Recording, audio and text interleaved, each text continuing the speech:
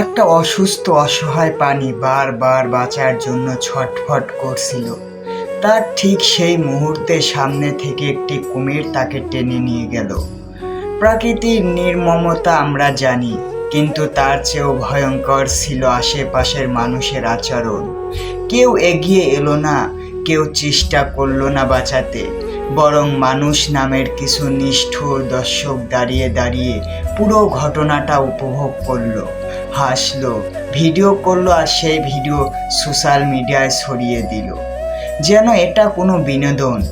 এটা শুধু একটা ঘটনার বর্ণনা না, এটা আমাদের মানবিকতার প্রশ্ন। আমরা কি এতটাই সংবেদনশীলতা হারিয়ে ফেলেছি? একটা জীবনের আর্তনাদ আমাদের কাছে এখন কন্টেন্ট। আইন কি বলে? বাংলাদেশ প্রাণীর প্রতি নিষ্ঠুরতা দণ্ডনীয় অপরাধ।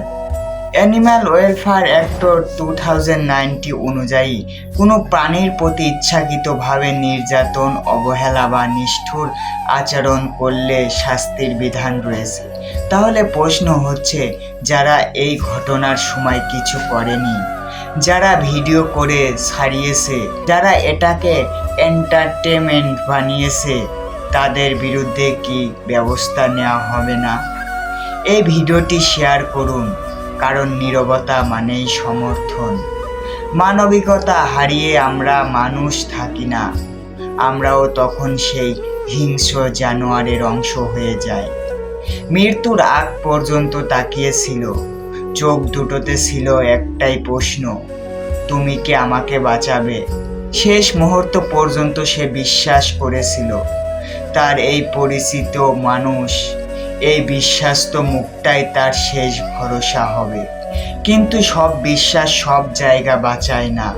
কিছু মানুষ থাকে যারা ভালোবাসার ভান করে আর ঠিক শেষ মুহূর্তে সবচেয়ে বড় বিশ্বাসঘাতকতা করে বসে। হয়তো বুঝতে পারেনি কেন এমন হলো, যার দিকে সে তাকিয়েছিল সেই তাকে বাঁচালো না, শুধু নিঃশব্দে চোখ দুটো বন্ধ হয়ে গেল। একটা প্রশ্ন রাখি, মানুষ কি সত্যি এতটা নিষ্ঠুর?